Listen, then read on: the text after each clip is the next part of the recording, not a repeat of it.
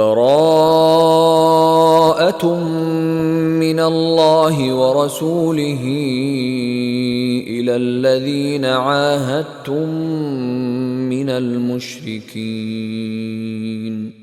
ইহা সম্পর্ক ছেদ আল্লাহ ও তাহার রাসূলের পক্ষ হইতে সেই সমস্ত মুশরিকদের সঙ্গে যাহাদের সঙ্গে তোমরা পারস্পরিক চুক্তিতে আবদ্ধ হইয়াছিলে। فسيحوا في الأرض 4 أشهر واعلموا أنكم غير معجز الله وأن الله مخزي الكافرين। অতঃপর তোমরা দেশে 4 মাস কাল পরিভ্রমণ করো ও জানিয়া রাখো তোমরা আল্লাহকে হীনবল করিতে পারিবে না এবং নিশ্চয়ই আল্লাহ কাফিরদের লাঞ্ছিত করিয়া থাকেন। وأذان من الله ورسوله إلى الناس يوم الحج الأكبر أن الله بريء من المشركين ورسوله فإن تبتم فهو خير لكم وَإِن تَوَلَّيْتُمْ فَاعْلَمُوا أَنَّكُمْ غَيْرُ مُعْجِزِ اللَّهِ وَبَشِّرِ الَّذِينَ كَفَرُوا بِعَذَابٍ أَلِيمٍ। মহান হজের দিবসে আল্লাহ ও তাহার রাসূলের পক্ষ হইতে মানুষের প্রতি ইহা ঘোষণা যে নিশ্চয়ই মুশরিকদের সম্পর্কে আল্লাহ দায়মুক্ত এবং তাহার রাসূলও। তোমরা যদি তওবা করো তবে তাহা তোমাদের জন্য কল্যাণকর, আর তোমরা যদি মুখ ফিরাও তবে জানিয়া রাখো তোমরা আল্লাহকে হীনবল করিতে পারিবে না এবং কাফিরদেরকে মর্মন্তুর শাস্তির সংবাদ দাও। ইল্লাল্লাযীনা আহাদতুম মিনাল মুশরিকিনা সুম্মা লাম ইয়ানকুসুকুম শাইআন ওয়া লাম ইউযাহিরু আলাইকুম আহাদান ফাআতিম্মু ইলাইহিম আহদাহুম ইলা মুদ্দাতিহিম ইন্নাল্লাহা ইউহিব্বুল মুত্তাকিন। তবে মুশরিকদের মধ্যে যাহাদের সঙ্গে তোমরা চুক্তিতে আবদ্ধ ও পরে যাহারা তোমাদের চুক্তি রক্ষায় কোনো ত্রুটি করে নাই এবং তোমাদের বিরুদ্ধে কাহাকেও সাহায্য করে নাই, তাহাদের সঙ্গে নির্দিষ্ট মেয়াদ পর্যন্ত চুক্তি পূর্ণ করিবে। নিশ্চয়ই আল্লাহ মুত্তাকীদেরকে পছন্দ করেন। فَإِذَا انسَلَخَ الْأَشْهُرُ الْحُرُمُ فَاقْتُلُوا الْمُشْرِكِينَ حَيْثُ وَجَدتُّمُوهُمْ وَخُذُوهُمْ وَاحْصُرُوهُمْ وَاقْعُدُوا لَهُمْ كُلَّ مَرْصَدٍ فَإِن تَابُوا وَأَقَامُوا الصَّلَاةَ وَآتَوُا الزَّكَاةَ فَخَلُّوا سَبِيلَهُمْ ইন্নাল্লাহ গফুরুর রহিম। অতঃপর নিষিদ্ধ মাসসমূহ অতিবাহিত হইলে মুশরিকদেরকে যেখানে পাইবে হত্যা করিবে, তাহাদেরকে বন্দী করিবে, অবরোধ করিবে এবং প্রত্যেক ঘাঁটিতে তাহাদের জন্য ওত পাতিয়া থাকিবে। কিন্তু যদি তাহারা তওবা করে, সালাত কায়েম করে ও যাকাত দেয় তবে তাহাদের পথ ছাড়িয়া দিবে। নিশ্চয়ই আল্লাহ অতিশয় ক্ষমাশীল, পরম দয়ালু। وَإِنْ أَحَدٌ مِّنَ الْمُشْرِكِينَ اسْتَجَارَكَ فَأَجِرْهُ حَتَّى يَسْمَعَ كَلَامَ اللَّهِ ثُمَّ أَبْلِغْهُ مَأْمَنَهُ ذَلِكَ بِأَنَّهُمْ قَوْمٌ لَّا يَعْلَمُونَ। মুশরিকদের মধ্যে কেহ তোমার কাছে আশ্রয় প্রার্থনা করিলে তুমি তাহাকে আশ্রয় দিবে, যাহাতে সে আল্লাহর বাণী শুনিতে পায়। অতঃপর তাহাকে তাহার নিরাপদ স্থানে পৌঁছাইয়া দিবে, কারণ তাহারা অজ্ঞ লোক। كيف يكون للمشركين عهد عند الله وعند رسوله إلا الذين عاهدتم عند المسجد الحرام فما استقاموا لكم فاستقيموا لهم إن الله يحب المتقين। আল্লাহ ও তাহার রাসূলের নিকট মুশরিকদের চুক্তি কি করিয়া বলবৎ থাকিবে? তবে যাহাদের সঙ্গে মসজিদুল হারামের সন্নিকটে তোমরা পারস্পরিক চুক্তিতে আবদ্ধ হইয়াছ বলেছিলে, যাবৎ তাহারা তোমাদের চুক্তিতে স্থির থাকিবে তোমরা তাহাদের চুক্তিতে স্থির থাকিবে। নিশ্চয়ই আল্লাহ মুত্তাকীদেরকে পছন্দ করেন। كيف وإن يظهروا عليكم لا يرقبوا فيكم إلا ولا ذمة يرضونكم بأفواههم وتأبى قلوبهم وأكثرهم فاسقون। কেমন করিয়া থাকিবে?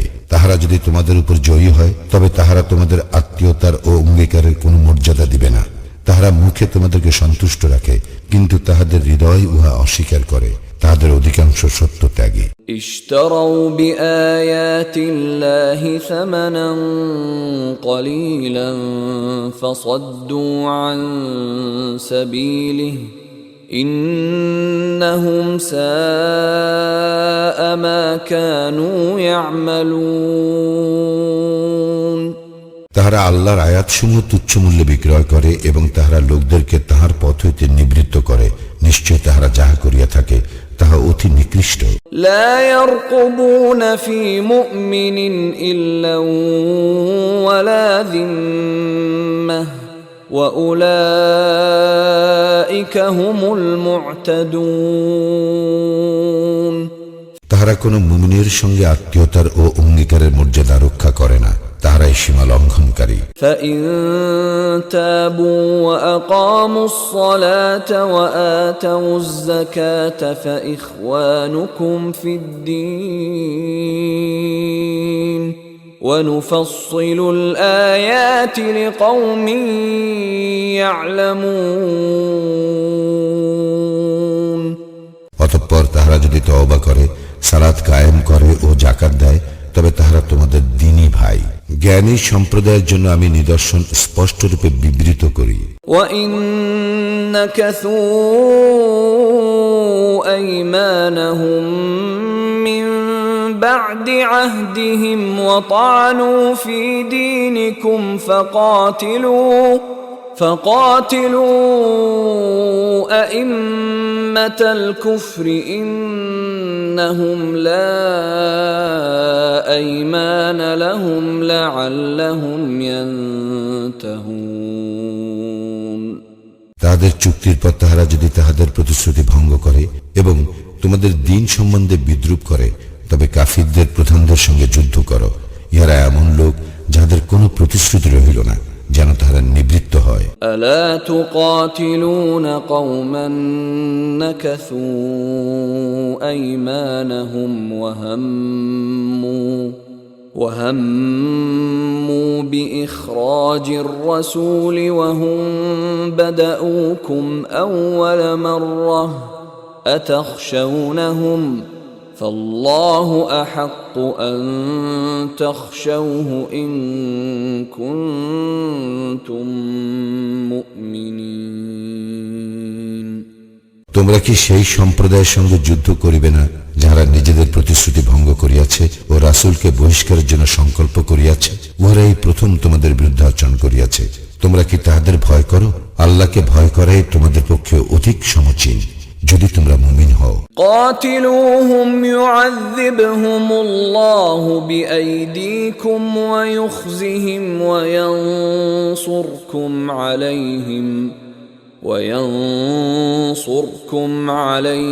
ويشف صدور قوم مؤمنين।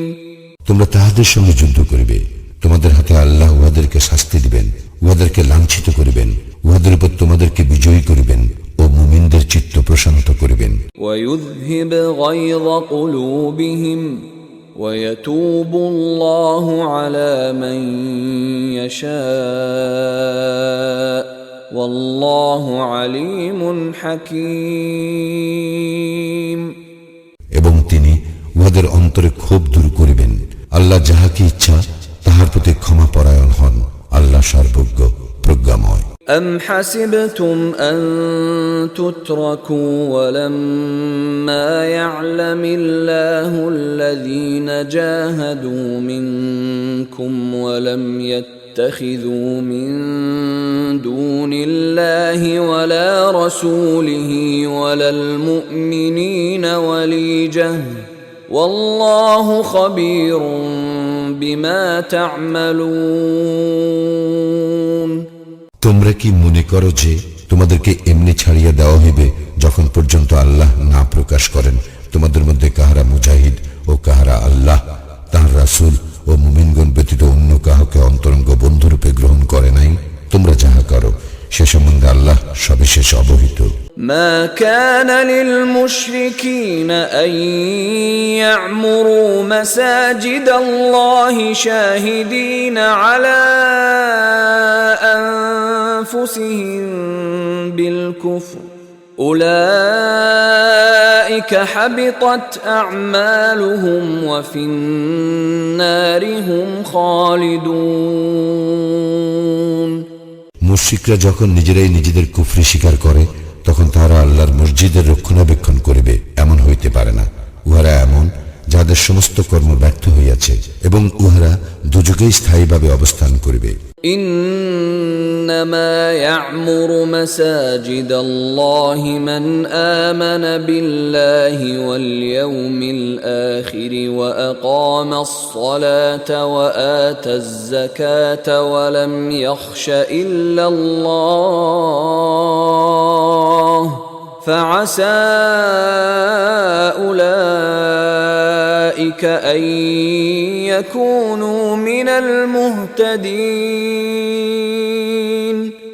তাহারাই তো আল্লাহর মসজিদের রক্ষণাবেক্ষণ করিবে যারা ঈমান আনে আল্লাহ ও আখিরাতে এবং সালাত কায়েম করে, যাকাত দেয় এবং আল্লাহ ব্যতীত অন্য কাহাকে ভয় করে না।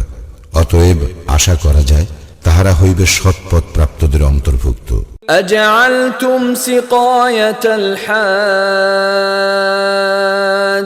وعمارة المسجد الحرام كمن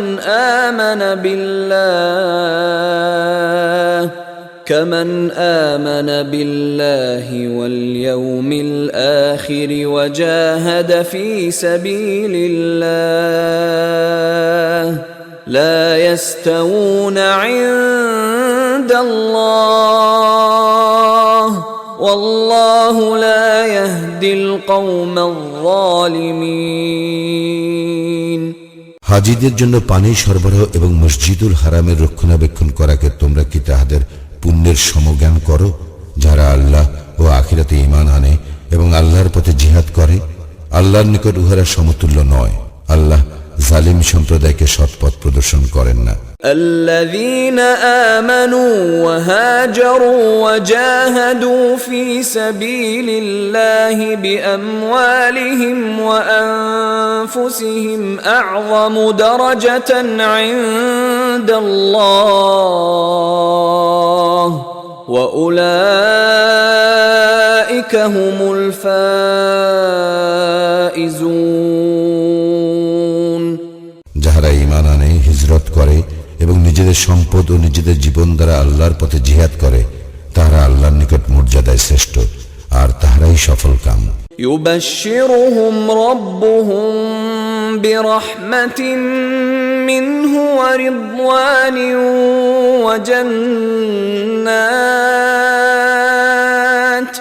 وجنات لهم فيها نعيم মুকিম। উহাদের প্রতিপালক উহাদেরকে সুসংবাদ দিতেছেন স্বীয় দয়া ও সন্তোষের এবং জান্নাতের, যেখানে আছে তাহাদের জন্য স্থায়ী সুখ শান্তি। খালিদিন ফিহা আবাদা ইন্নাল্লাহা ইনদাহু আজরুন আযীম। সেখানে তাহারা চিরস্থায়ী হইবে, নিশ্চয় আল্লাহর নিকট আছে মহা পুরস্কার। يا أيها الذين آمنوا لا تتخذوا آباءكم وإخوانكم أولياء إن استحبوا الكفر على الإيمان ومن يتولهم منكم عنكم فأولئك هم الظالمون হে মুমিনগণ, তোমাদের পিতা ও ভ্রাতা যদি ঈমানের মোকাবিলায় কুফরিকে শ্রেয় জ্ঞান করে, তবে উহাদেরকে অন্তরঙ্গ রূপে গ্রহণ করিও না। তোমাদের মধ্যে যাহারা উহাদেরকে অন্তরঙ্গ রূপে গ্রহণ করে তাহারাই জালিম। قل إن كان آباؤكم وأبناؤكم وإخوانكم وأزواجكم وعشيرتكم وأموال اقترفتموها وتجارة تخشون كسادها ومساكن ترضونها أحب إليكم من الله ورسوله وجهاد في سبيله فتربصوا حتى يأتي الله بأمره والله لا يهدي القوم الفاسقين বলো, তোমাদের নিকট যদি আল্লাহ, তাহার রাসূল এবং আল্লাহর পথে জিহাদ করা অপেক্ষা অধিক প্রিয় হয়, তোমাদের পিতা, তোমাদের সন্তান, তোমাদের ভাই, তোমাদের স্ত্রী, তোমাদের স্বগোষ্ঠী, তোমাদের অর্জিত সম্পদ, তোমাদের ব্যবসা বাণিজ্য যাহার মন্দা পড়ার আশঙ্কা করো, এবং তোমাদের বাসস্থান যাহা তোমরা ভালোবাসো, তবে অপেক্ষা করো আল্লাহর নির্দেশ আসা পর্যন্ত। আল্লাহ সত্যত্যাগী সম্প্রদায়কে সৎপথ প্রদর্শন করেন না। لقد نصركم الله في مواطن كثيرة ويوم حنين إذ أعجبتكم كثرتكم فلم تغن عنكم شيئا وضاقت عليكم الأرض بما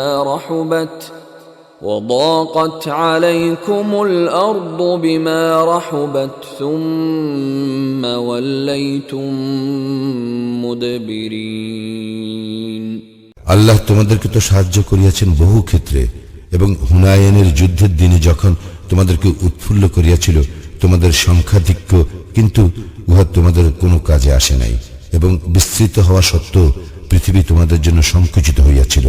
পরে তোমরা পৃষ্ঠ প্রদর্শন করিয়া পলায়ন করিয়াছিলে। ثم أنزل الله سكينته على رسوله وعلى المؤمنين وأنزل جنودا لم تروها وعذب الذين كفروا وذلك جزاء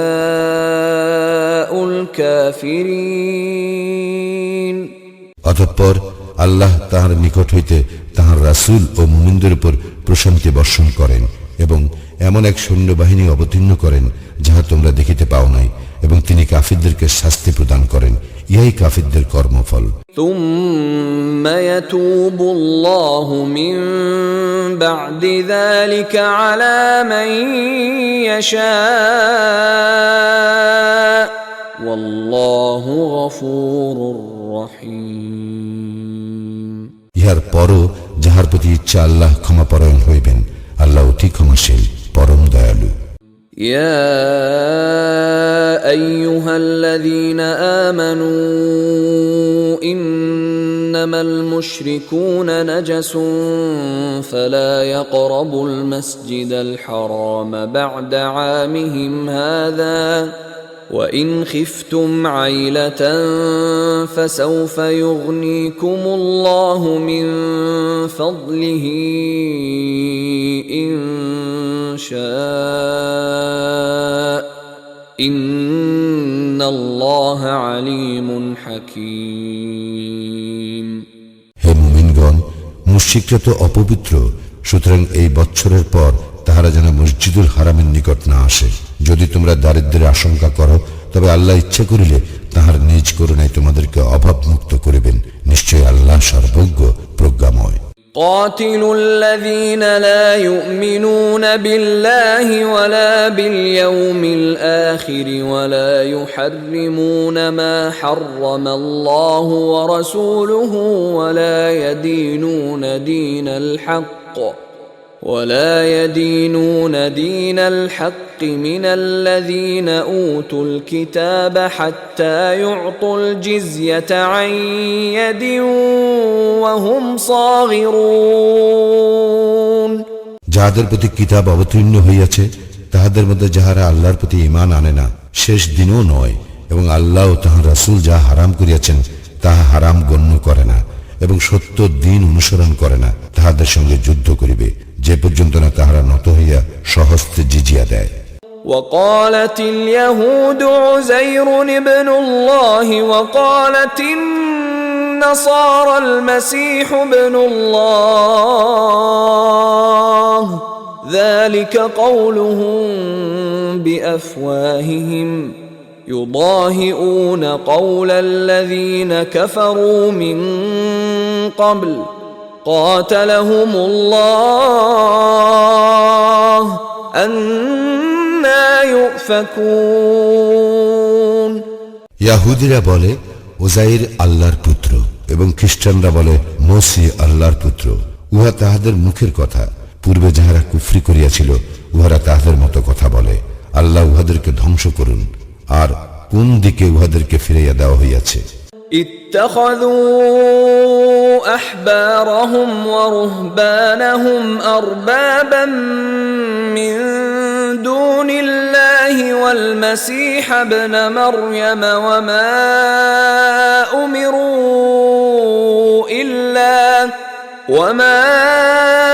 أمروا إلا ليعبدوا إلها واحدا لا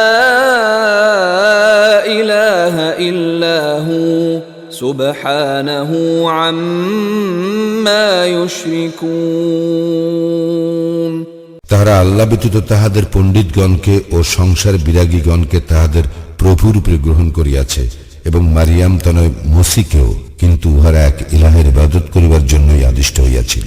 তিনি ব্যতীত অন্য কোন ইলাহ নাই। তাহারা যাহাকে শরীক করে তাহা হইতে তিনি কত পবিত্র। يريدون أن يطفئوا نور الله بأفواههم ويأبى الله إلا أن يتم نوره ولو كره الكافرون তাহারা তাদের মুখের ফুৎকারে আল্লাহর জ্যোতি নির্বাপিত করিতে চায়। কাফিররা অপ্রীতিকর মনে করিল আল্লাহ তাহার জ্যোতির পূর্ণ উদ্ভাসন ব্যতীত অন্য কিছু চান না। هو الذي أرسل رسوله بالهدى ودين الحق ليظهره على الدين كله ولو كره المشركون মুশরিকরা অপ্রীতিকর মনে করিল অপর সমস্ত দিনের উপর জয়যুক্ত করিবার জন্য তিনি পথ নির্দেশ ও সত্য দিন সহ তাহার রাসূল প্রেরণ করিয়াছেন। يا أيها الذين آمنوا إن كثيرا من الأحبار والرهبان ليأكلون أموال الناس بالباطل ويصدون عن سبيل الله والذين يكنزون الذهب والفضة ولا ينفقونها في سبيل الله فبشرهم بعذاب أليم হে মুমিনগণ, পণ্ডিত এবং সংসার বিরাগীদের মধ্যে অনেকেই লোকের ধন সম্পদ অন্যায়ভাবে ভোগ করিয়া থাকে এবং লোককে আল্লাহর পথ হইতে নিবৃত্ত করে। আর যাহারা স্বর্ণ ও রৌপ্য পুঞ্জীভূত করে এবং উহা আল্লাহর পথে ব্যয় করে না, উহাদেরকে মর্মন্তুর শাস্তির সংবাদ দাও। يوم يحمى عليها في نار جهنم فتكوى بها جباههم وجنوبهم وظهورهم هذا ما كنزتم لأنفسكم فذوقوا ما كنتم تكنزون যেদিন জাহান্নামের অগ্নিতে উহা উত্তপ্ত করা হইবে এবং উহা দ্বারা তাহাদের ললাট, পার্শ্বদেশ ও পৃষ্ঠদেশে দাগ দেওয়া হইবে, সেদিন বলা হইবে, ইহাই উহা যাহা তোমরা নিজেদের জন্য পুঞ্জীভূত করিতে, সুতরাং তোমরা যাহা পুঞ্জীভূত করিয়াছিলে তাহা আস্বাদন করো। إن عدة الشهور عند الله 12 شهرا في كتاب الله يوم خلق السماوات والأرض منها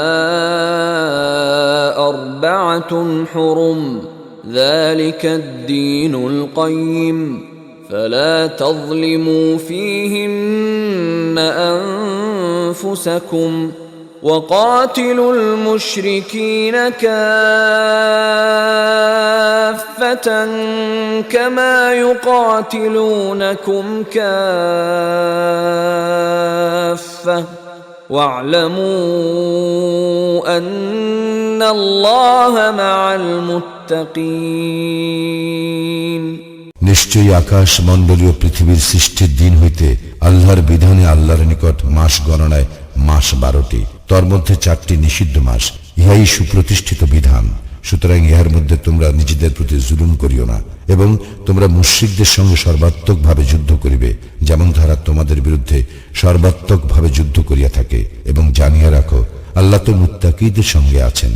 إنما النسيء زيادة في الكفر يضل به الذين كفروا يحلونه عاما ويحرمونه عاما ليواطئوا عدة ما حرم الله فيحلوا ما حرم الله زين لهم سوء أعمالهم والله لا يهدي القوم الكافرين এই যে মাসকে পিছাইয়া দেওয়া কেবল কুফরি বৃদ্ধি করা, যাহা দ্বারা কাফিরদেরকে বিভ্রান্ত করা হয়, তাহারা উহাকে কোনো বৎসর বৈধ করে, আবার কোনো বৎসর অবৈধ করে, যাহাতে তাহারা আল্লাহ যেগুলিকে নিষিদ্ধ করিয়াছেন সেইগুলির গণনা পূর্ণ করিতে পারে। অনন্তর আল্লাহ যাহা হারাম করিয়াছেন তাহা হালাল করিতে পারে। তাহাদের মন্দ কাজগুলি তাহাদের জন্য শোভনীয় করা হইয়াছে। আল্লাহ কাফির সম্প্রদায়কে সৎপথ প্রদর্শন করেন না। يا أيها الذين آمنوا ما لكم إذا قيل لكم انفروا في سبيل الله اثاقلتم إلى الأرض أرضيتم بالحياة الدنيا من الآخرة فما متاع الحياة الدنيا في الآخرة إلا قليل হে মুমিনগণ, তোমাদের কি হইল যে তোমাদেরকে যখন আল্লাহর পথে অভিযানে বাহির হইতে বলা হয় তখন তোমরা ভারাক্রান্ত হইয়া ভূতলে ঝুঁকিয়া পড়ো? তোমরা কি আখিরাতের পরিবর্তে পার্থিব জীবনে পরিতুষ্ট হইয়াছ? আখিরাতের তুলনায় পার্থিব জীবনের ভোগের উপকরণ তো অকিঞ্চিতকর। إلا تنفروا يعذبكم عذابا أليما ويستبدل قوما غيركم ولا تضروه شيئا والله على كل شيء قدير যদি তোমরা অভিযানে বাহির না হও তবে তিনি তোমাদেরকে মর্মন্তুর শাস্তি দিবেন এবং অপর জাতিকে তোমাদের স্থলাভিষিক্ত করিবেন এবং তোমরা তাহার কোনোই ক্ষতি করিতে পারিবে না। আল্লাহ সর্ববিষয়ে সর্বশক্তিমান। إلا تنصروه فقد نصره الله إذ أخرجه الذين كفروا ثاني اثنين إذ هما في الغار إذ يقول لصاحبه لا تحزن إن الله معنا فأنزل الله سكينته عليه وأيده بجنود لم تروها وجعل كلمة الذين كفروا السفلى وكلمة الله هي العليا والله عزيز حكيم যদি তোমরা তাহাকে সাহায্য না করো তবে আল্লাহ তো তাহাকে সাহায্য করিয়াছিলেন যখন কাফিররা তাহাকে বহিষ্কার করিয়াছিল এবং সে ছিল 2 জনের দ্বিতীয় জন, যখন তারা উভয় গুহার মধ্যে ছিল, সে তখন তাহার সঙ্গীকে বলিয়াছিল, বিষণ্ণ হইও না, আল্লাহ তো আমাদের সঙ্গে আছেন। অতঃপর আল্লাহ তাহার উপর তাহার প্রশান্তি বর্ষণ করেন এবং তাহাকে শক্তিশালী করেন এমন এক সৈন্যবাহিনী দ্বারা যাহা তোমরা দেখো নাই, এবং তিনি কাফিরদের কথা হেয় করেন। আল্লাহর কথাই সর্বোপরি এবং আল্লাহ পরাক্রমশালী প্রজ্ঞাময়। انفروا خفافا وثقالا وجاهدوا بأموالكم وأنفسكم في سبيل الله ذلكم خير لكم إن كنتم تعلمون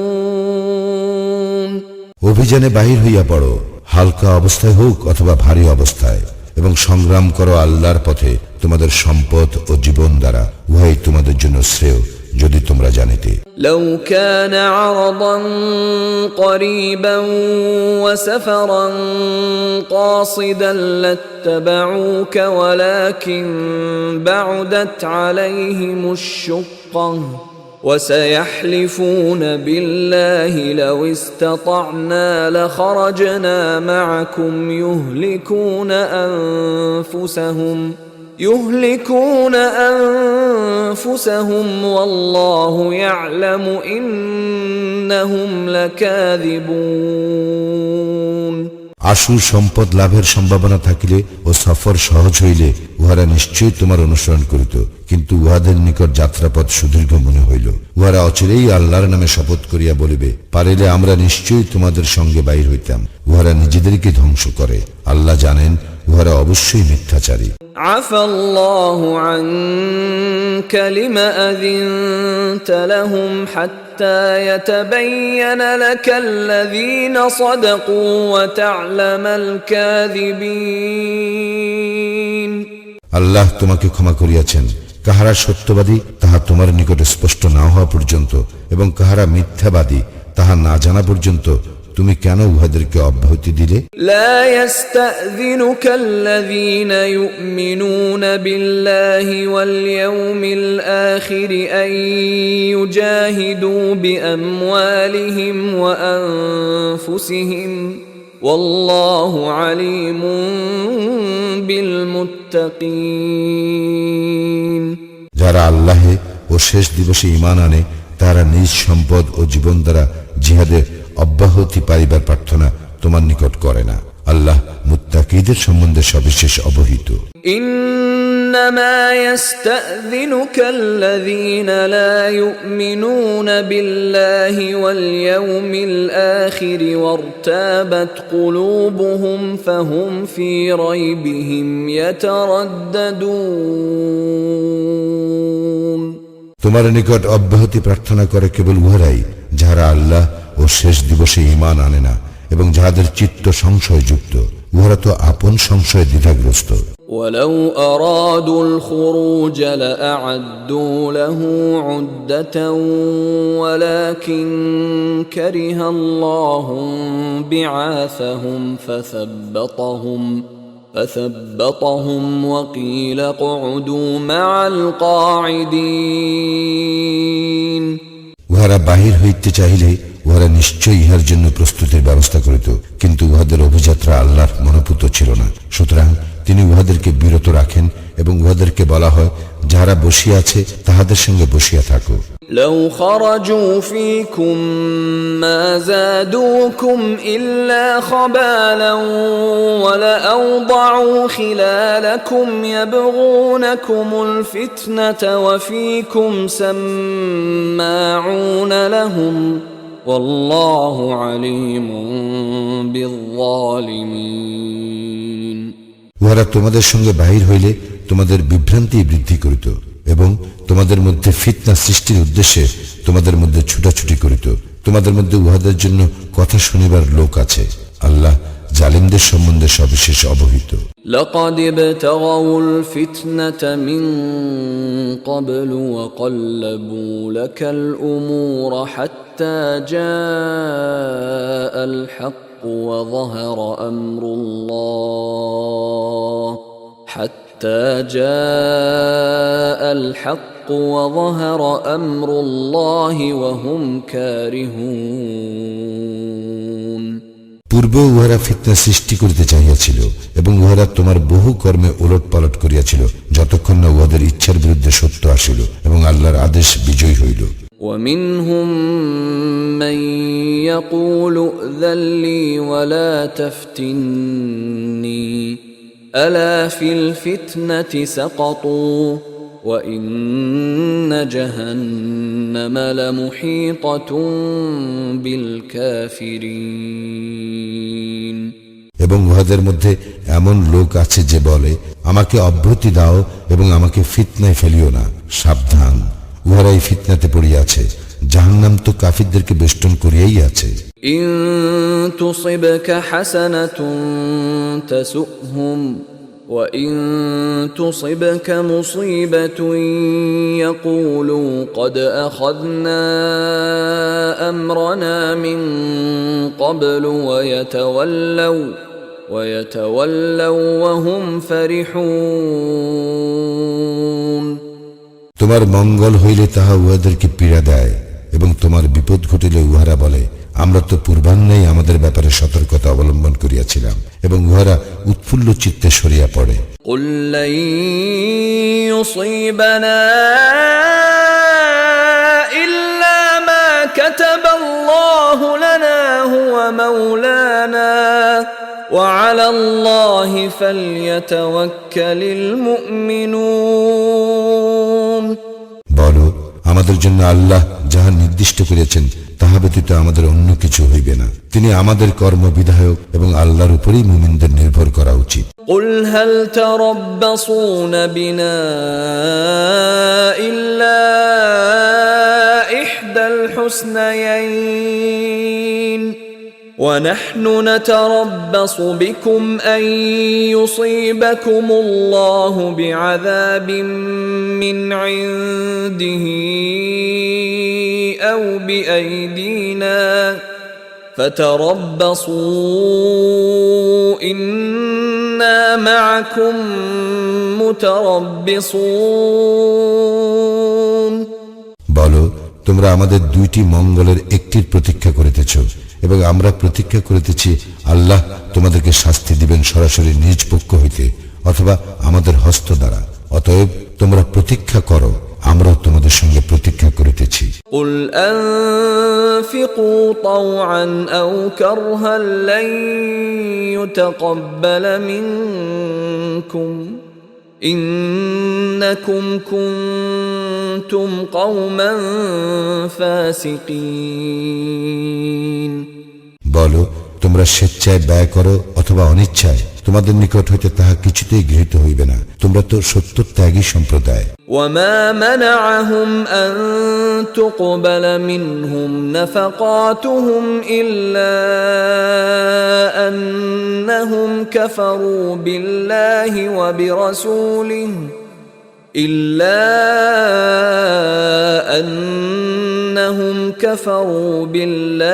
وبرسوله ولا يأتون الصلاة إلا وهم كسالى ولا ينفقون إلا وهم كارهون উহাদের অর্থ সাহায্য গ্রহণ করা নিষেধ করা হইয়াছে এই জন্য যে উহারা আল্লাহ ও তাহার রাসূলকে অস্বীকার করে, সালাতের শৈথিল্যের সঙ্গে উপস্থিত হয় এবং অনিচ্ছাকৃতভাবে অর্থ সাহায্য করে। فلا تعجبك أموالهم ولا أولادهم إنما يريد الله ليعذبهم بها في الحياة الدنيا وتزهق أنفسهم وهم كافرون সুতরাং উহাদের সম্পদ ও সন্তান সন্ততি তোমাকে যেন বিমুগ্ধ না করে।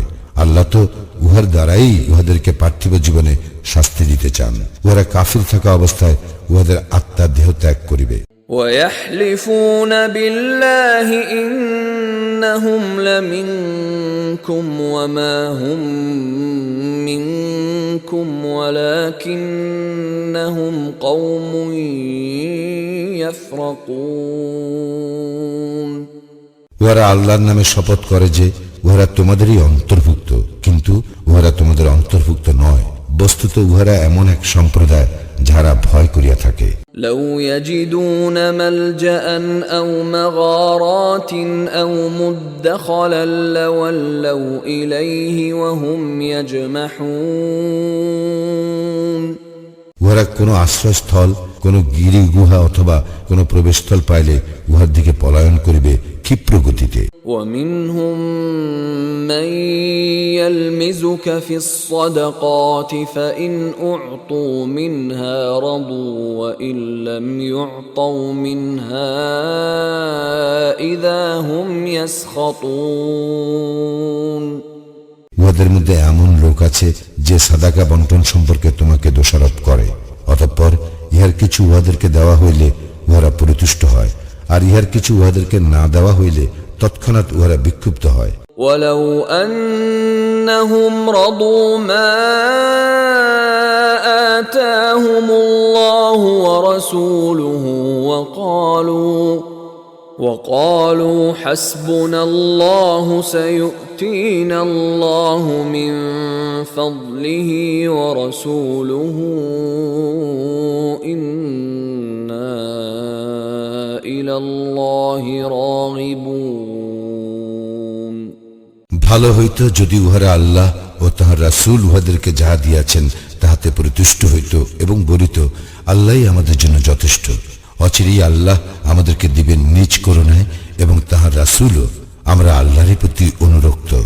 إنما الصدقات للفقراء والمساكين والعاملين عليها والمؤلفة قلوبهم وفي الرقاب والغارمين وفي سبيل الله وابن السبيل فريضة من الله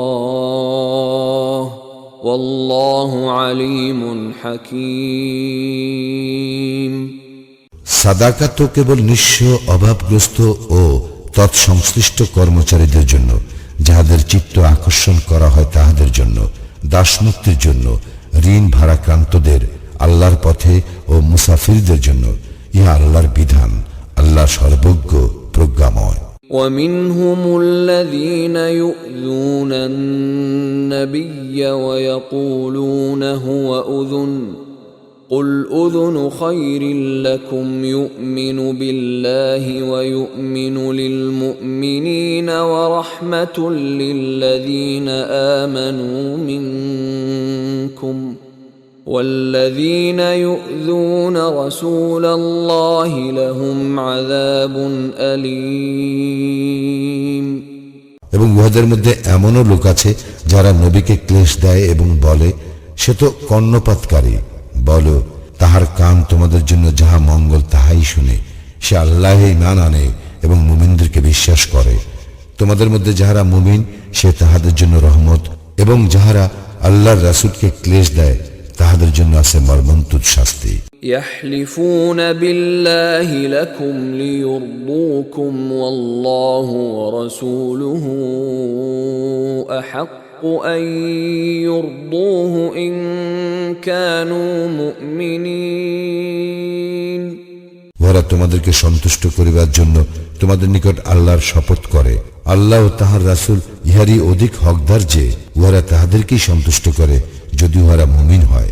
ألم يعلموا أنه من يحادد الله ورسوله فأن له نار جهنم خالدا فيها ذلك الخزي العظيم।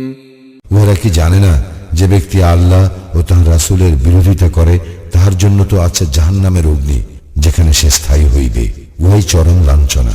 يحذر المنافقون أن تنزل عليهم سورة تنبئهم بما في قلوبهم قل استهزئوا إن الله مخرج ما تحذرون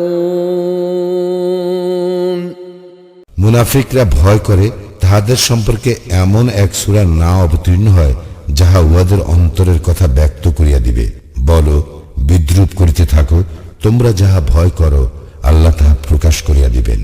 وَلَئِن سَأَلْتَهُمْ لَيَقُولُنَّ إِنَّمَا كُنَّا نَخُوضُ وَنَلْعَبُ قُلْ أَبِاللَّهِ وَآيَاتِهِ وَرَسُولِهِ كُنتُمْ تَسْتَهْزِئُونَ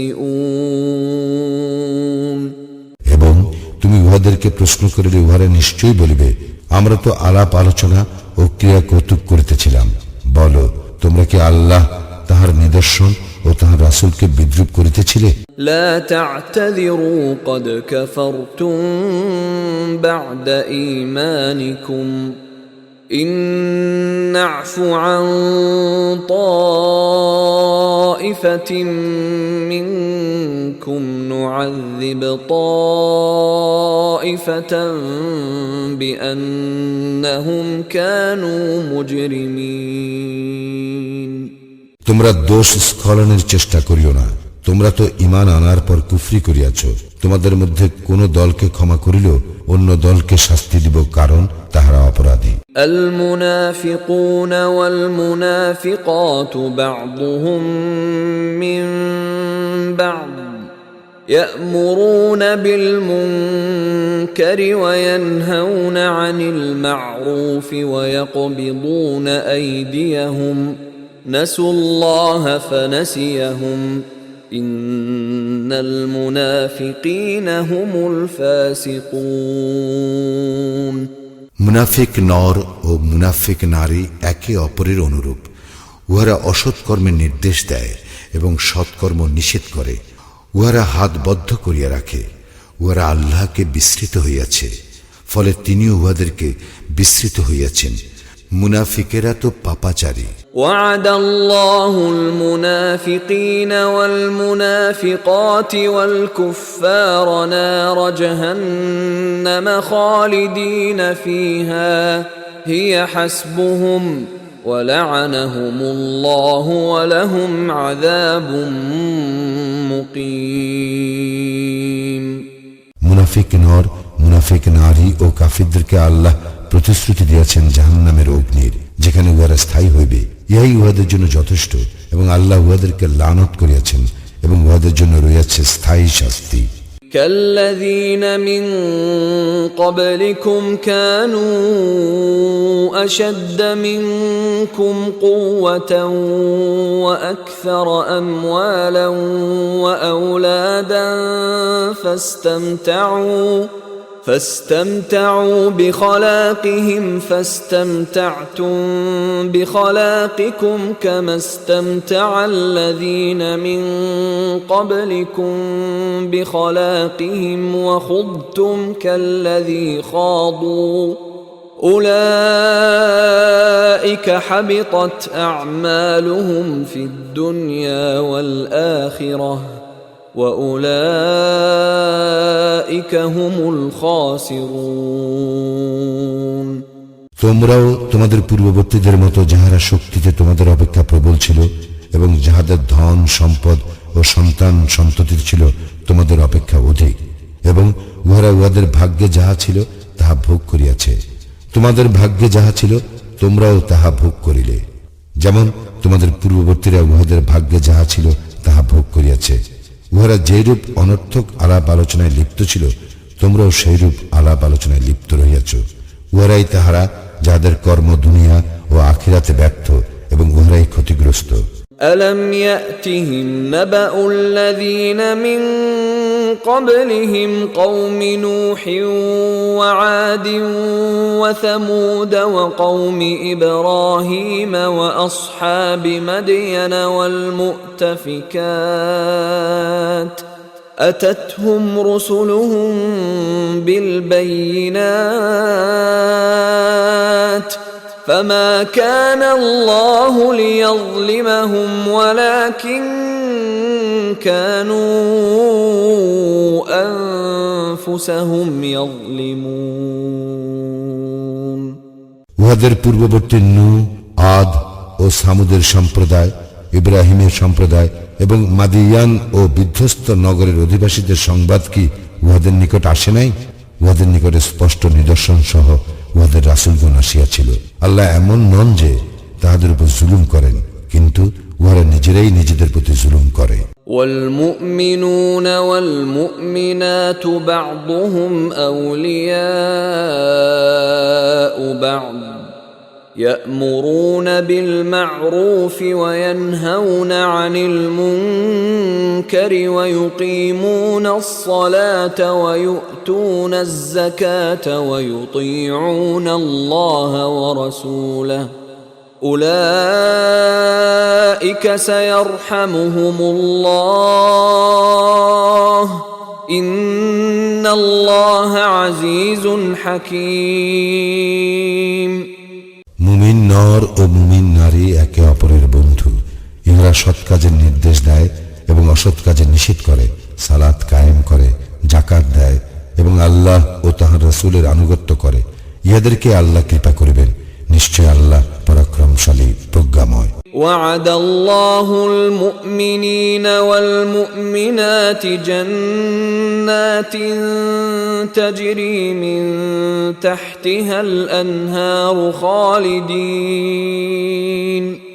خالدين فيها ومساكن طيبة في جنات عدن ورضوان من الله أكبر ذلك هو الفوز العظيم আল্লাহ মুমিন নর ও মুমিন নারীকে প্রতিশ্রুতি দিয়েছেন জান্নাতের, যাহার নিম্নদেশে নদী প্রবাহিত, যেখানে তাহারা স্থায়ী হইবে এবং স্থায়ী জান্নাতে উত্তম বাসস্থানের। আল্লাহর সন্তুষ্টি সর্বশ্রেষ্ঠ এবং উহাই মহা সাফল্য।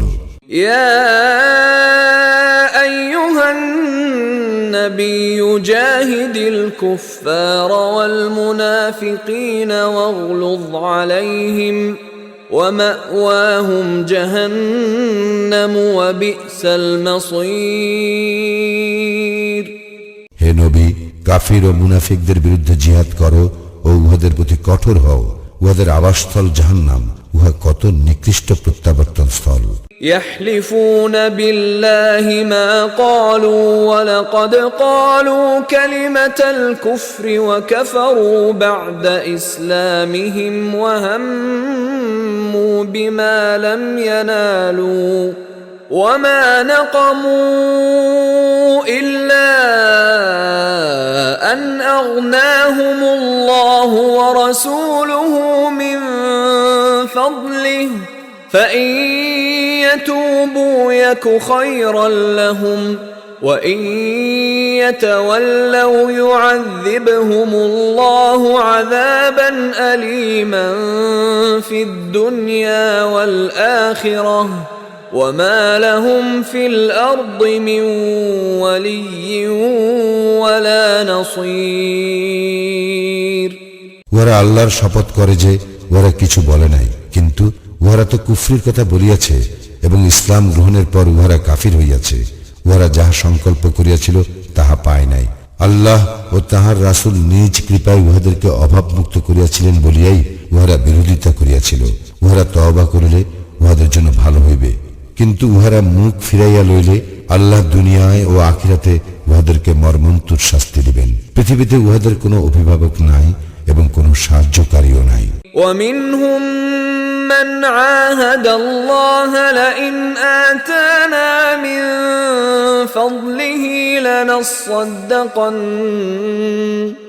لنصدقن ولنكونن من الصالحين উহাদের মধ্যে কেহ কেহ আল্লাহর নিকট অঙ্গীকার করিয়াছিল, আল্লাহ নিজ কৃপায় আমাদেরকে দান করিলে আমরা নিশ্চয়ই সাদাকা দিব এবং অবশ্যই সৎকর্মশীলদের অন্তর্ভুক্ত হইব।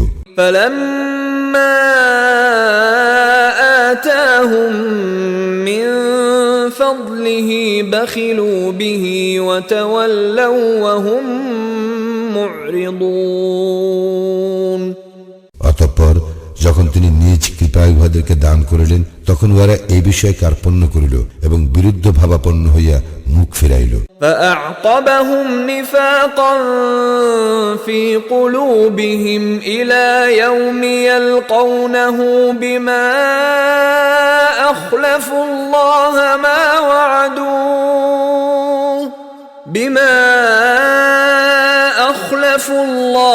ما وعدوه وبما كانوا يكذبون। পরিণামে তিনি উহাদের অন্তরে কপটতা স্থিত করিলেন আল্লাহর সঙ্গে উহাদের সাক্ষাৎ দিবস পর্যন্ত, কারণ উহারা আল্লাহর নিকট যে অঙ্গীকার করিয়াছিল উহা ভঙ্গ করিয়াছিল, কারণ উহারা ছিল মিথ্যাচারী। ألم يعلموا أن الله يعلم سرهم ونجواهم وأن الله علام الغيوب। উহারা কি জানিত না যে উহাদের অন্তরে গোপন কথা ও উহাদের গোপন পরামর্শ আল্লাহ অবশ্যই জানেন, এবং যাহা অদৃশ্য তাহাও তিনি বিশেষভাবে জানেন। الذين يلمزون المطوعين من المؤمنين في الصدقات والذين لا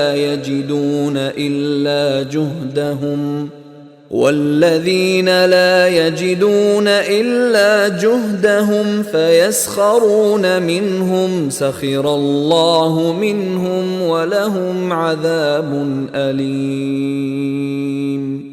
মুমিনদের মধ্যে যাহারা স্বতঃস্ফূর্তভাবে সাদাকা দেয় এবং যারা নিজ শ্রম ব্যতিরেকে কিছুই পায় না, তাহাদেরকে যাহারা দোষারোপ করে ও বিদ্রূপ করে, আল্লাহ উহাদেরকে বিদ্রূপ করেন। উহাদের জন্য আছে মর্মন্তুর শাস্তি। استغفر لهم أو لا تستغفر لهم إن تستغفر لهم 70 مرة فلن يغفر الله لهم ذلك بأنهم كفروا بالله ورسوله والله لا يهدي القوم الفاسقين। তুমি উহাদের জন্য ক্ষমা প্রার্থনা করো অথবা উহাদের জন্য ক্ষমা প্রার্থনা না করো, একই কথা। তুমি 70 বার উহাদের জন্য ক্ষমা প্রার্থনা করিলেও আল্লাহ উহাদেরকে কখনোই ক্ষমা করিবেন না। ইহা এই জন্য যে উহারা আল্লাহ ও তাহার রাসূলের সঙ্গে কুফরি করিয়াছে। আল্লাহ পাপাচারী সম্প্রদায়কে সৎপথ প্রদর্শন করেন না।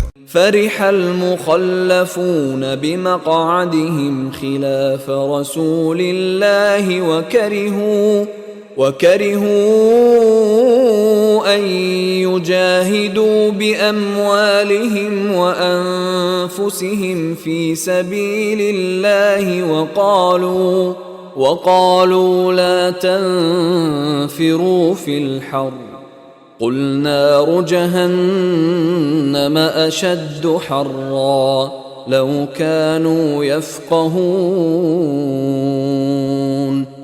যাহারা পশ্চাতে রহিয়া গেল তারা আল্লাহর রাসূলের বিরুদ্ধাচরণ করিয়া বসিয়া থাকাতেই আনন্দবোধ করিল এবং তাহাদের ধন সম্পদ ও জীবন দ্বারা আল্লাহর পথে জিহাদ করা অপছন্দ করিল এবং তাহারা বলিল, গরমের মধ্যে অভিযানে বাহির হইও না। বলো, উত্তাপে জাহান্নামের আগুন প্রচণ্ডতম, যদি তাহারা বুঝিত। فليضحكوا قليلا وليبكوا كثيرا جزاء بما كانوا يكسبون। অতএব তাহারা কিঞ্চিত হাসিয়া লোক, তাহারা প্রচুর কাঁদিবে তাহাদের কৃতকর্মের ফলস্বরূপ। فإن رجعك الله إلى طائفة منهم فاستأذنوك للخروج فقل لن تخرجوا معي أبدا ولن تقاتلوا معي عدوا إنكم رضيتم بالقعود أول مرة فاقعدوا مع الخالفين। আল্লাহ যদি তোমাকে উহাদের কোন দলের নিকট ফেরত আনেন এবং উহারা অভিযানে বাইর হইবার জন্য তোমার অনুমতি প্রার্থনা করে, তখন তুমি বলিবে, তোমরা তো আমার সঙ্গে কখনো বাইর হইবে না এবং তোমরা আমার সঙ্গী হইয়া কখনো শত্রুর সঙ্গে যুদ্ধ করিবে না। তোমরা তো প্রথমবার বসিয়া থাকাই পছন্দ করিয়াছিলে, সুতরাং যারা পিছনে থাকে তাহাদের সঙ্গে বসিয়াই থাকো।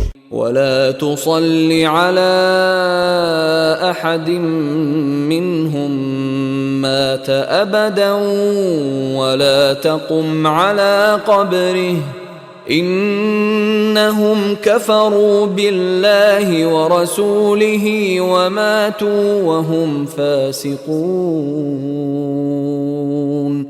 উহাদের মধ্যে কাহারও মৃত্যু হইলে তুমি কখনো উহার জন্য জানাজার সালাত পড়িবে না এবং উহার কবর পার্শ্বে দাঁড়াইবে না। উহারা তো আল্লাহ ও তাঁহার রাসূলকে অস্বীকার করিয়াছিল এবং পাপাচারী অবস্থায় উহাদের মৃত্যু হইয়াছে। ولا تعجبك أموالهم وأولادهم إنما يريد الله أن يعذبهم بها في الدنيا وتزهق أنفسهم وهم كافرون সুতরাং উহাদের সম্পদ ও সন্তান সন্ততি তোমাকে যেন বিমুগ্ধ না করে। আল্লাহ তো উহার দ্বারাই উহাদেরকে পার্থিব জীবনে শাস্তি দিতে চান। উহারা কাফির থাকা অবস্থায় উহাদের আত্মা দেহ ত্যাগ করিবে। وَإِذَا أُنزِلَتْ سُورَةٌ أَنْ آمِنُوا بِاللَّهِ وَجَاهِدُوا مَعَ رَسُولِهِ اسْتَأْذَنَكَ أُولُو الطَّوْلِ مِنْهُمْ وَقَالُوا ذَرْنَا نَكُنْ مَعَ الْقَاعِدِينَ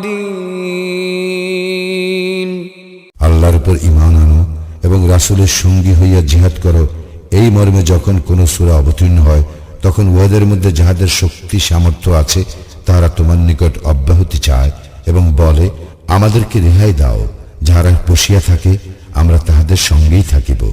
رضوا بأن يكونوا مع الخوالف وطبع على قلوبهم فهم لا يفقهون উহারা অন্তঃপুরবাসিনীদের সঙ্গে অবস্থান করাই পছন্দ করিয়াছে এবং উহাদের অন্তর মোহর করা হইয়াছে, ফলে উহারা বুঝিতে পারে না। لكن الرسول والذين آمنوا معه جاهدوا بأموالهم وأنفسهم وأولئك لهم الخيرات وأولئك هم المفلحون কিন্তু রাসূল এবং যাহারা তাহার সঙ্গে ঈমান আনিয়াছিল তাহারা নিজ সম্পদ ও জীবন দ্বারা আল্লাহর পথে জিহাদ করিয়াছে, উহাদের জন্যই কল্যাণ আছে এবং উহারাই সফল কাম। أعد الله لهم جنات تجري من تحتها الأنهار خالدين فيها ذلك الفوز العظيم আল্লাহ উহাদের জন্য প্রস্তুত করিয়া রাখিয়াছেন জান্নাত, যাহার নিম্নদেশে নদী প্রবাহিত, যেখানে তাহারা স্থায়ী হইবে, ইহাই মহা সাফল্য। وجاء المعذرون من الأعراب ليؤذن لهم وقعد الذين كذبوا الله ورسوله سيصيب الذين كفروا منهم عذاب أليم মরুবাসীদের মধ্যে কিছু লোক অজুহাত পেশ করিতে আসিল যেন ইহাদেরকে অব্যাহতি দেওয়া হয়, এবং যাহারা বসিয়া রইল তাহারা আল্লাহ ও তাহার রাসূলের সঙ্গে মিথ্যা বলিয়াছিল। উহাদের মধ্যে যাহারা কুফরি করিয়াছে তাহাদের মর্মন্তুদ শাস্তি হইবেই। ليس على الضعفاء ولا على المرضى ولا على الذين لا يجدون ما ينفقون حرج إذا نصحوا لله ورسوله ما على المحسنين من سبيل والله غفور رحيم যাহারা দুর্বল, যাহারা পীড়িত এবং যাহারা অর্থ সাহায্যে অসমর্থ তাহাদের কোনো অপরাধ নাই, যদি আল্লাহ ও রাসূলের প্রতি তাহাদের অবিমিশ্র অনুরাগ থাকে। যাহারা সৎকর্মপরায়ণ তাহাদের বিরুদ্ধে অভিযোগের কোনো হেতু নাই।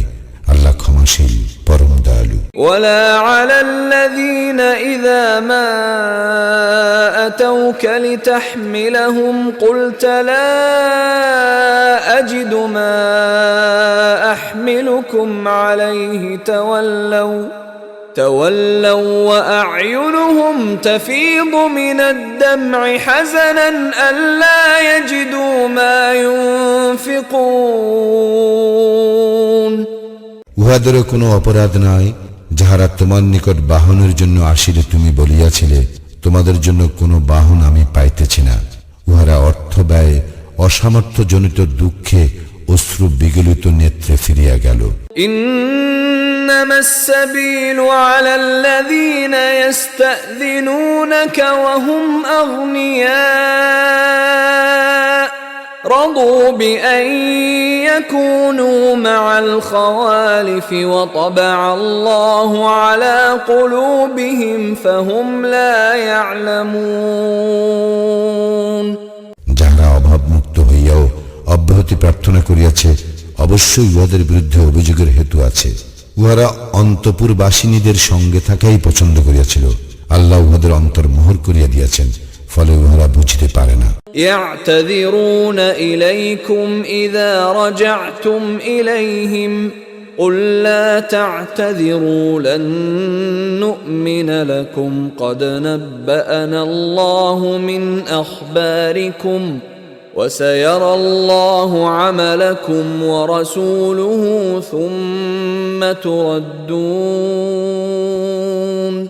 ثم تردون إلى عالم الغيب والشهادة فينبئكم بما كنتم تعملون তোমরা উহাদের নিকট ফিরিয়া আসিলে উহারা তোমাদের নিকট অজুহাত পেশ করিবে। বলিও, অজুহাত পেশ করিও না, আমরা তোমাদেরকে কখনো বিশ্বাস করিব না। আল্লাহ আমাদেরকে তোমাদের খবর জানাইয়া দিয়াছেন এবং আল্লাহ অবশ্যই তোমাদের কার্যকলাপ লক্ষ্য করিবেন এবং তাহার রাসূলও। অতঃপর যিনি অদৃশ্য ও দৃশ্যের পরিজ্ঞাতা, তাহার নিকট তোমাদেরকে প্রত্যাবর্তিত করা হইবে এবং তিনি তোমরা যাহা করিতে তাহা তোমাদেরকে জানাইয়া দিবেন। سيحلفون بالله لكم إذا انقلبتم إليهم لتعرضوا عنهم فأعرضوا عنهم إنهم رجس ومأواهم جهنم جزاء بما كانوا يكسبون তোমরা উহাদের নিকট ফিরিয়া আসিলে অচিরেই উহারা আল্লাহর শপথ করিবে, যাহাতে তোমরা উহাদের উপেক্ষা করো। সুতরাং তোমরা উহাদেরকে উপেক্ষা করিবে। উহারা অপবিত্র এবং উহাদের কৃতকর্মের ফলস্বরূপ জাহান্নাম উহাদের আবাসস্থল। يحلفون لكم لترضوا عنهم فإن ترضوا عنهم فإن الله لا يرضى عن القوم الفاسقين উহারা তোমাদের নিকট শপথ করিবে, যাহাতে তোমরা উহাদের প্রতি তুষ্ট হও। তোমরা উহাদের প্রতি তুষ্ট হইলেও আল্লাহ তো সত্যত্যাগী সম্প্রদায়ের প্রতি তুষ্ট হইবেন না। الأعراب أشد كفرا ونفاقا وأجدر ألا يعلموا حدود ما أنزل الله على رسوله والله عليم حكيم কুফরি ও কপটতায় মরুবাসীরা কঠোরতর এবং আল্লাহ তাঁর রাসূলের প্রতি যাহা অবতীর্ণ করিয়াছেন তাহার সীমারেখা সম্পর্কে অজ্ঞ থাকার যোগ্যতা ইহাদের অধিক। আল্লাহ সর্বজ্ঞ, প্রজ্ঞাময়। ومن الأعراب من يتخذ ما ينفق مغرما ويتربص بكم الدوائر عليهم دائرة السوء والله سميع عليم মরুবাসীদের কেহ কেহ যাহা তাহারা আল্লাহর পথে ব্যয় করে তাহা অর্থদণ্ড বলিয়া গণ্য করে এবং তোমাদের ভাগ্য বিপর্যয়ের প্রতীক্ষা করে। মন্দ ভাগ্য চক্র উহাদেরই হোক। আল্লাহ সর্বশ্রোতা, সর্বজ্ঞ। ومن الأعراب من يؤمن بالله واليوم الآخر ويتخذ ما ينفق تنفق قربات عند الله وصلوات الرسول ألا إنها قربة لهم سيدخلهم الله في رحمته إن الله غفور رحيم মরুবাসীদের কেউ কেউ আল্লাহে ও পরকালে ঈমান রাখে এবং যাহা ব্যয় করে তাহাকে আল্লাহর সান্নিধ্য ও রাসূলের দুয়া লাভের উপায় মনে করে। বাস্তবে কি উহা তাহাদের জন্য আল্লাহর সান্নিধ্য লাভের উপায়। আল্লাহ তাহাদেরকে নিজ রহমতে দাখিল করিবেন। নিশ্চয় আল্লাহ ক্ষমাশীল পরম দয়ালু। والسابقون الأولون من المهاجرين والأنصار والذين اتبعوهم بإحسان رضي الله عنهم ورضوا عنه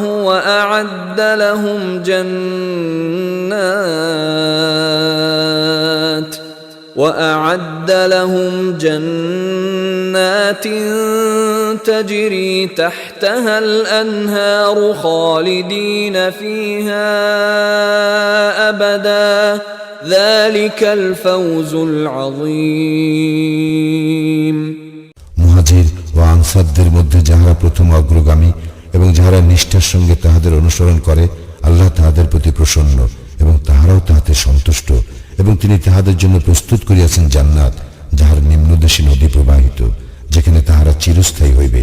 ইহা من حولكم من الأعراب منافقون ومن أهل المدينة مردوا على النفاق لا تعلمهم نحن نعلمهم سنعذبهم مرتين ثم يردون إلى عذاب عظيم মরুবাসীদের মধ্যে যাহারা তোমাদের আশেপাশে আছে তাহাদের কেহ কেউ মুনাফিক এবং মদিনাবাসীদের মধ্যেও কেহ কেউ উহারা কপটতায় সিদ্ধ।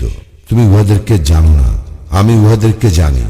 আমি উহাদেরকে দুইবার শাস্তি দিব ও পরে উহারা প্রত্যাবর্তিত হইবে মহাশাস্তির দিকে।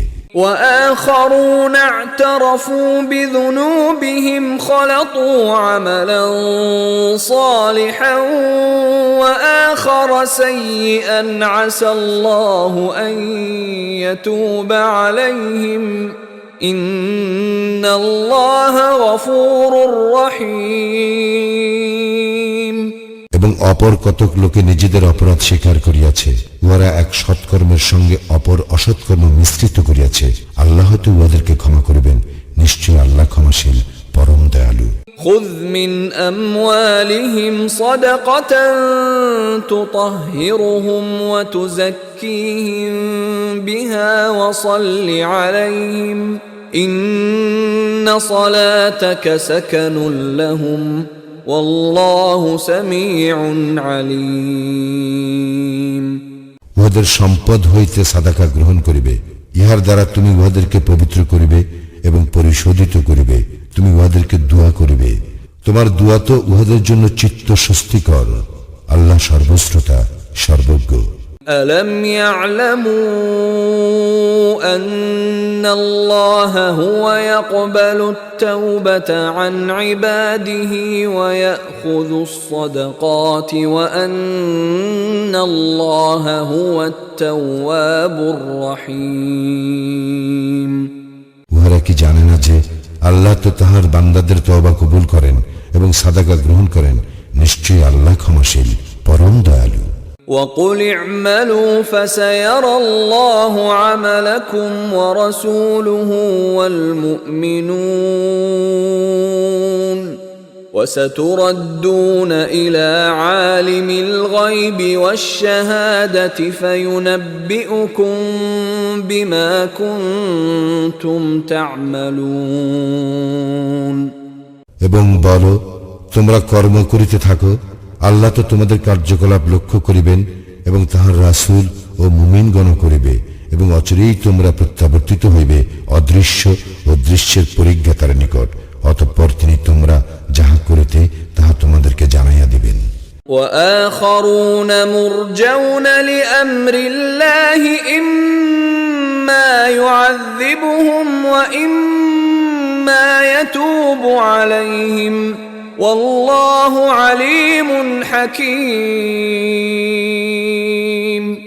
এবং আল্লাহর আদেশের প্রতীক্ষায় অপর কতকের সম্পর্কে সিদ্ধান্ত স্থগিত রইল, তিনি উহাদেরকে শাস্তি দিবেন না ক্ষমা করিবেন, আল্লাহ সর্বজ্ঞ প্রজ্ঞাময়। والذين اتخذوا مسجدا ضرارا وكفرا وتفريقا بين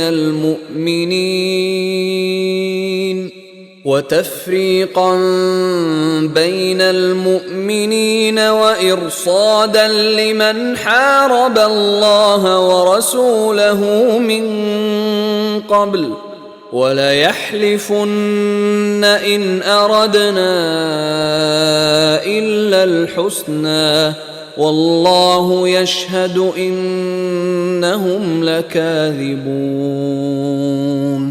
এবং যাহারা মসজিদ নির্মাণ করিয়াছে ক্ষতি সাধন, কুফরি ও মুমিনদের মধ্যে বিভেদ সৃষ্টির উদ্দেশ্যে, এবং ইতিপূর্বে আল্লাহ ও তাহার রাসূলের বিরুদ্ধে যে ব্যক্তি সংগ্রাম করিয়াছে তাহার গোপন ঘাঁটি স্বরূপ ব্যবহারের উদ্দেশ্যে, তাহারা অবশ্যই শপথ করিবে আমরা সদ উদ্দেশ্যেই উহা করিয়াছি, আল্লাহ সাক্ষী তাহারা তো মিথ্যাবাদী।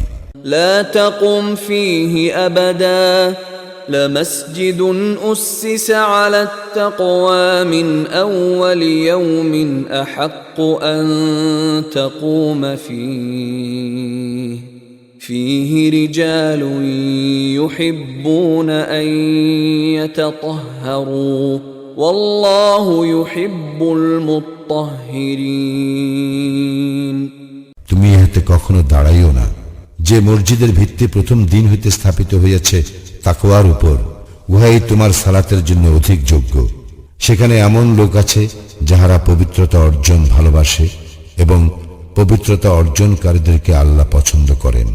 أفمن أسس بنيانه على تقوى من الله ورضوان خير أم من أسس بنيانه على شفا جرف هار فانهار به في نار جهنم والله لا يهدي القوم الظالمين।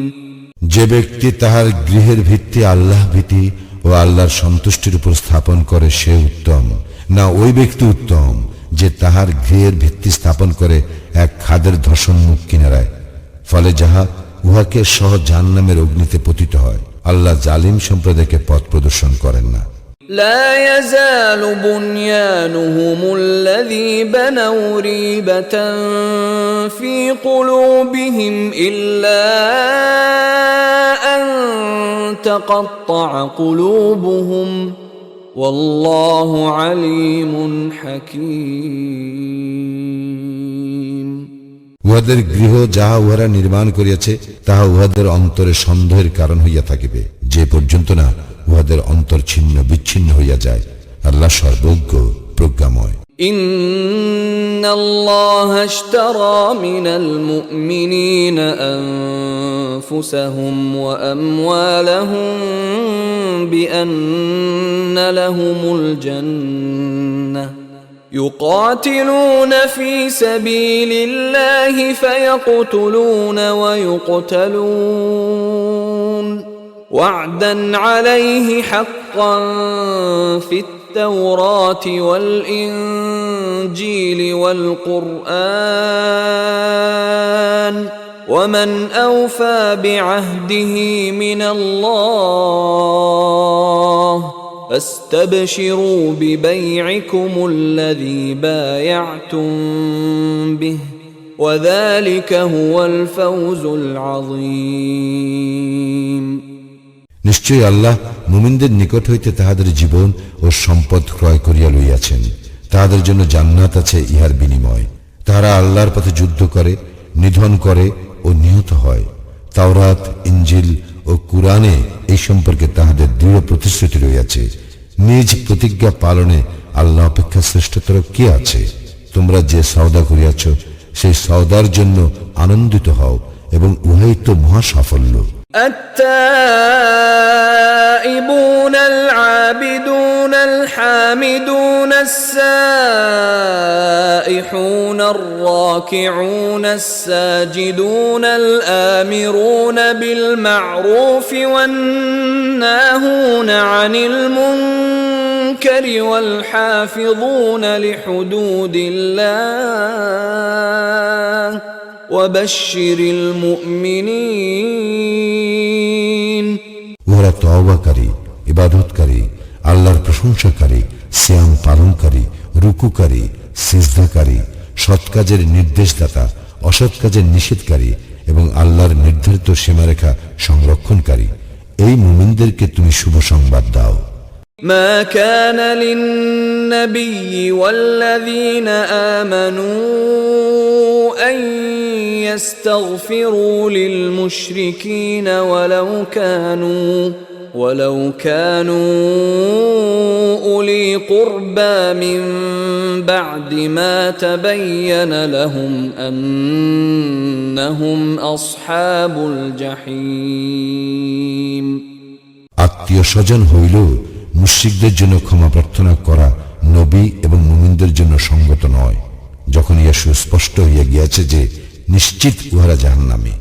وما كان استغفار إبراهيم لأبيه إلا عن موعدة وعدها إياه فلما تبين له أنه عدو لله تبرأ منه إن إبراهيم لأواه حليم ইব্রাহিম তাহার পিতার জন্য ক্ষমা প্রার্থনা করিয়াছিল, তাহাকে ইহার প্রতিশ্রুতি দিয়াছিল বলিয়া।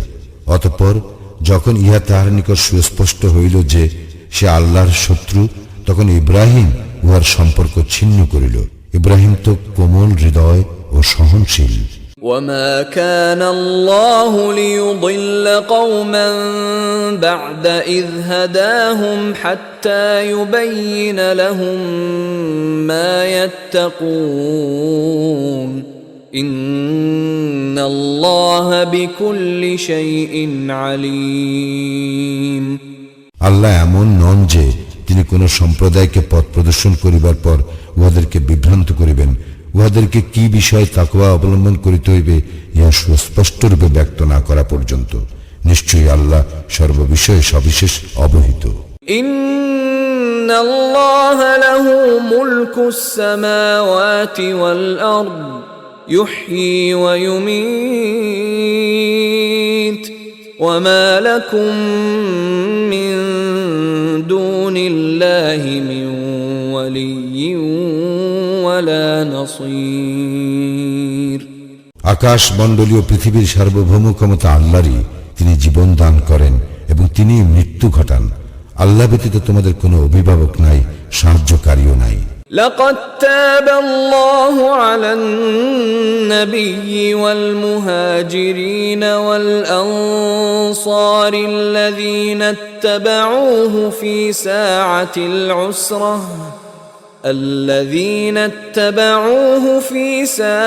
العسرة من بعد ما كاد يزيغ قلوب فريق منهم ثم تاب عليهم إنه بهم رؤوف رحيم আল্লাহ অবশ্যই অনুগ্রহ পরায়ণ হইলেন নবীর প্রতি এবং মুহাজির ও আনসারদের প্রতি, যাহারা তাহার অনুসরণ করিয়াছিল সংকটকালে, এমনকি যখন তাহাদের এক দলের চিত্ত বৈকল্যের উপক্রম হইয়াছিল। পরে আল্লাহ উহাদেরকে ক্ষমা করিলেন, তিনি তো উহাদের প্রতি দয়াদ্র, পরম দয়ালু। وعلى الثلاثة الذين خلفوا حتى إذا ضاقت عليهم الأرض بما رحبت وضاقت عليهم أنفسهم وظنوا أن لا ملجأ من الله إلا إليه ثم تاب عليهم ليتوبوا إن الله هو التواب الرحيم।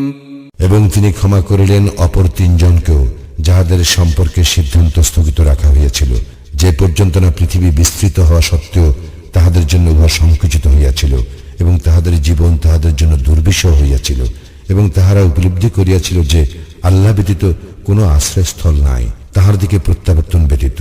পরে তিনি উহাদের তওবা কবুল করিলেন, যাহাতে উহারা তওবায় স্থির থাকে। নিশ্চয়ই আল্লাহ ক্ষমাশীল, পরম দয়ালু। يا أيها الذين آمنوا اتقوا الله وكونوا مع الصادقين। হে মুমিনগণ, তোমরা আল্লাহকে ভয় করো এবং সত্যবাদীদের অন্তর্ভুক্ত হও। ما كان لأهل المدينة ومن حولهم من الأعراب أن يتخلفوا عن رسول الله ولا يرغبوا بأنفسهم عن نفسه ذلك بأنهم لا يصيبهم ظمأ ولا نصب ولا مخمصة في سبيل الله ولا يطؤون موطئا يغيظ الكفار ولا ينالون من عدو نيلا إلا كتب لهم به عمل صالح إن الله لا يضيع أجر المحسنين। মদিনাবাসী ও উহাদের পার্শ্ববর্তী মরুবাসীদের জন্য সঙ্গত নয় আল্লাহ রাসূলের সহগামী না হইয়া পিছনে রইয়া যাওয়া এবং তাহার জীবন অপেক্ষা তাহাদের নিজেদের জীবনকে প্রিয় জ্ঞান করা, কারণ আল্লাহর পথে উহাদের তৃষ্ণা, ক্লান্তি এবং ক্ষুধায় ক্লিষ্ট হওয়া এবং কাফিরদের ক্রোধ উদ্রেক করে এমন পদক্ষেপ গ্রহণ করা এবং শত্রুদের নিকট হইতে কিছু প্রাপ্ত হওয়া উহাদের সৎকর্মরূপে গণ্য হয়। নিশ্চয়ই আল্লাহ সৎকর্মপরায়ণদের শ্রমফল নষ্ট করেন না। ولا ينفقون نفقة صغيرة ولا كبيرة ولا يقطعون واديا إلا كتب لهم ليجزيهم الله أحسن ما كانوا يعملون। এবং উহারা ক্ষুদ্র অথবা বৃহৎ যাহাই ব্যয় করে এবং যে কোনো প্রান্তরেই অতিক্রম করে তাহা উহাদের অনুকূলে লিপিবদ্ধ হয়, যাহাতে উহারা যাহা করে আল্লাহ তাহা অপেক্ষা উৎকৃষ্টতর পুরস্কার উহাদেরকে দিতে পারেন। وما كان المؤمنون لينفروا كافة فلولا نفر من كل فرقة منهم طائفة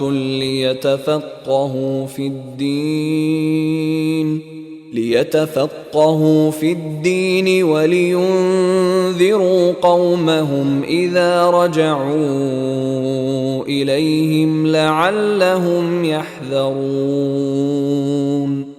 মুমিনদের সকলের একসঙ্গে অভিযানে বাইর হওয়া সঙ্গত নয়। উহাদের প্রত্যেক দলের একাংশ বহির্গত হয় না কেন, যাহাতে তাহারা দিন সম্বন্ধে জ্ঞান অনুশীলন করিতে পারে এবং উহাদের সম্প্রদায়কে সতর্ক করিতে পারে যখন তাহারা তাহাদের নিকট ফিরিয়া আসিবে, যাহাতে তাহারা সতর্ক হয়।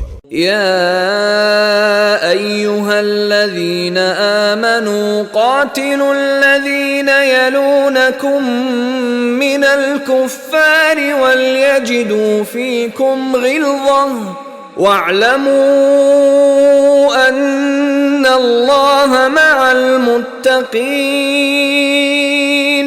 হে মুমিনগণ, কাফিরদের মধ্যে যাহারা তোমাদের নিকটবর্তী তাহাদের সঙ্গে যুদ্ধ করো এবং উহারা যেন তোমাদের মধ্যে কঠোরতা দেখিতে পায়। জানিয়া রাখো আল্লাহ তো মুত্তাকিদের সঙ্গে আছেন।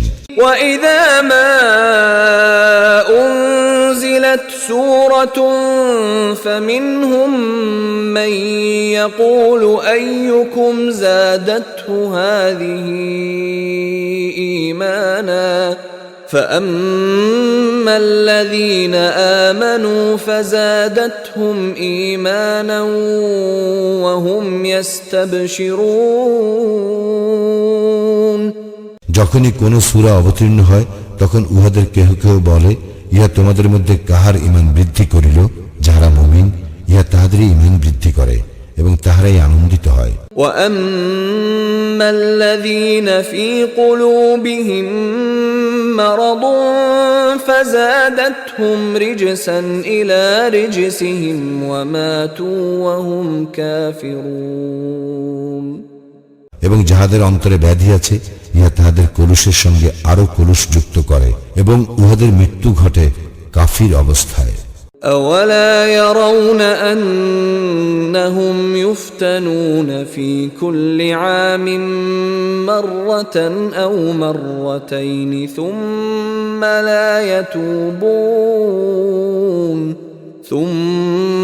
لا يتوبون ولا هم يذكرون উহারা কি দেখে না যে উহাদেরকে প্রতি বছর একবার বা দুইবার বিপর্যস্ত করা হয়, ইহার পরও উহারা তওবা করে না এবং উপদেশ গ্রহণ করে না। وَإِذَا مَا أُنزِلَتْ سُورَةٌ نَظَرَ بَعْضُهُمْ إِلَى بَعْضٍ هَلْ يَرَاكُمْ مِنْ أَحَدٍ ثُمَّ انصَرَفُوا صَرَفَ اللَّهُ قُلُوبَهُم بِأَنَّهُمْ قَوْمٌ لَّا يَفْقَهُونَ এবং যখনই কোনো সূরা অবতীর্ণ হয় তখন উহারা একে অপরের দিকে তাকায় এবং ইশারায় জিজ্ঞাসা করে, তোমাদেরকে কেহ লক্ষ্য করিতেছে কি? অতঃপর উহারা সরিয়া পড়ে। আল্লাহ উহাদের হৃদয়কে সত্য বিমুখ করিয়াছেন, কারণ উহারা এমন এক সম্প্রদায় যাহাদের বোধশক্তি নাই। لقد جاءكم رسول من أنفسكم عزيز عليه ما عنتم حريص عليكم بالمؤمنين رؤوف رحيم অবশ্যই তোমাদের মধ্য হইতেই তোমাদের নিকট এক রাসূল আসিয়াছে, তোমাদেরকে যাহা বিপন্ন করে উহা তাহার জন্য কষ্টদায়ক। সে তোমাদের মঙ্গলকামী, মুমিনদের প্রতি সে দয়াদ্র ও পরম দয়ালু। فإن تولوا فقل حسبي الله لا إله إلا هو عليه توكلت وهو رب العرش العظيم অতঃপর উহারা যদি মুখ ফিরাইয়া নেয় তবে তুমি বলিও, আমার জন্য আল্লাহই যথেষ্ট, তিনি ব্যতীত অন্য কোনো ইলাহ নাই, আমি তাহারই উপর নির্ভর করি এবং তিনি মহা আরশের অধিপতি।